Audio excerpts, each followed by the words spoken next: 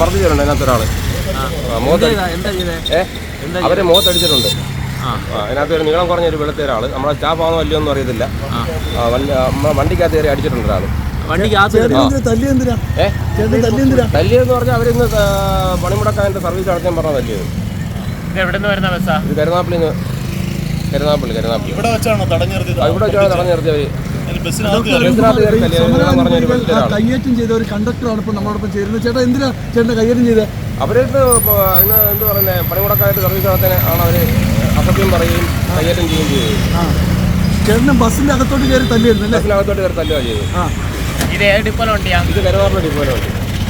Doctor Arunkumar, ഏറ്റവും ഗൗരവമുള്ള കാര്യം, നേരത്തെ ഗതാഗത മന്ത്രി തന്നെയാണ് ജീവനക്കാരോട് പറഞ്ഞത്. അത്തരത്തിൽ ജനങ്ങൾക്ക്